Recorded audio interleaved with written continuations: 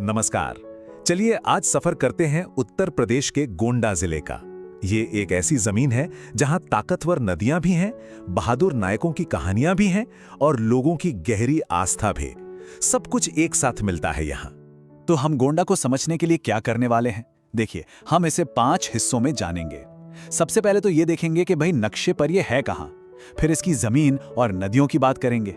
इसके बाद यहाँ के वीरों के इतिहास और इसकी आध्यात्मिक पहचान को भी समझेंगे। और आखिर में इन सब चीजों को जोड़कर देखेंगे कि गोंडा की पूरी तस्वीर आखिर बनती कैसे है। तो चलिए शुरू करते हैं। सबसे पहले ये पता लगाते हैं कि गोंडा आखिर है कहाँ और इसकी सीमाएं क्या-क्या हैं।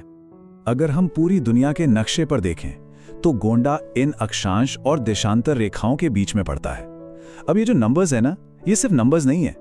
इनसे पता चलता है कि गोंडा उत्तरी गोलार्ध के एक ऐसे हिस्से में है जहां की जलवायु, यहां का मौसम, यहां की खेतीबाड़ी सब कुछ सीधे सीधे इसी लोकेशन से तय होता है।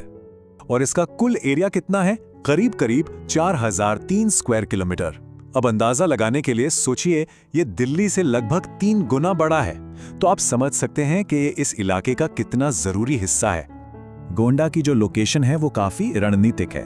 जैसा कि यहाँ दिख रहा है, ये श्रावस्ती, बहराइच और फैजाबाद जैसे कई जिलों से घिरा हुआ है। और ये जो बीच की स्थिति है ना, ये इसे इन सभी इलाकों के बीच व्यापार और कल्चर के लेनदेन का एक नेचुरल सेंटर बना देती है।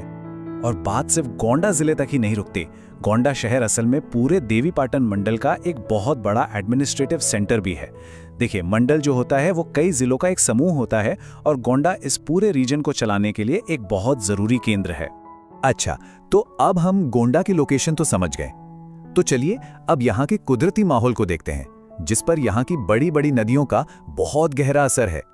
जिले के जो पानी के सोर्स हैं वो 2 तरह के हैं। एक तरफ तो हैं घाघरा और सरयू जैसी बड़ी नदियां जो साल भर बहती हैं, और दूसरी तरफ है बिसुही और मनवर जैसी छोटी नदियां जो कि मौसम के हिसाब से बहती हैं। इनमें से जो घाघरा नदी है वो बहुत ताकतवर है और वो जिले की पूरी दक्षिणी सीमा बनाती है। ये सिर्फ पानी का एक रास्ता नहीं है, ये एक नेचुरल बाउंड्री है जो इस पूरे इलाके के नक्शे और यहाँ के लोगों के जीने के तरीके को तय करती है। ये जो बात कही गई है ना, ये गोंडा की सबसे बड़ी सच्चाई को सामने लाती है। मतलब एक तरफ तो यहाँ की नदियाँ जिंदगी देती हैं, सब कुछ उन्हीं पर निर्भर है, लेकिन दूसरी तरफ वही नदियाँ एक लगातार बनी रहने वाली चुनौती भी हैं। कभी बहुत कुछ है तो कभी कुछ भी नहीं। ये जो चक्र है ना, यही इस इलाके की असली पहचान है। और यही बात इस जमीन की कहानी को और भी दिलचस्प बना देती है।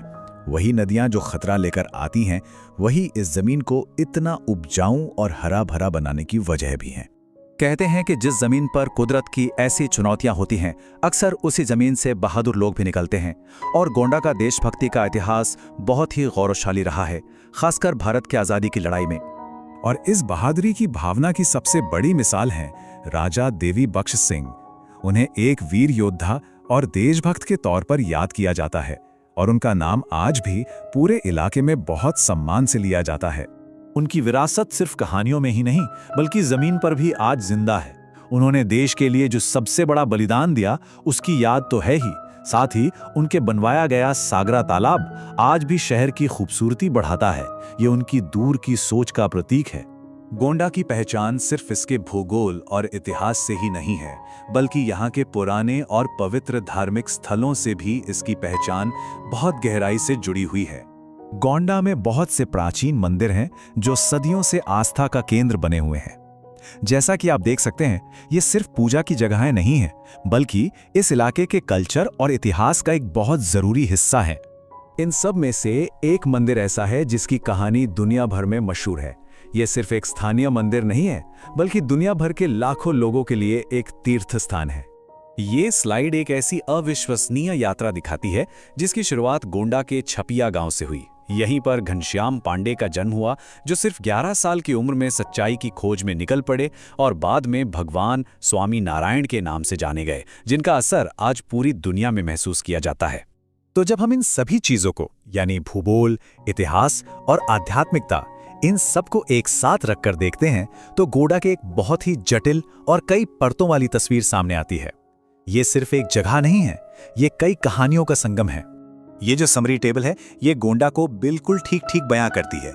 एक तरफ है इसकी ताकत जैसे उपजाऊ जमीन, गौरवशाली इतिहास और गहरी आध्यात्मिक विरासत, तो वहीं दूसरी तरफ है लगातार बनी रहने वाली कुदरती चुनौतियां जैसे बाढ़ और सूखा। और यहीं पर आकर एक बहुत बड़ा सवाल खड़ा होता है कि गोंडा की ये जो विरासत है और यहाँ की जो प्रकृति है, इन दोनों का ये अनोखा संगम आगे चलकर क्या रूप लेगा।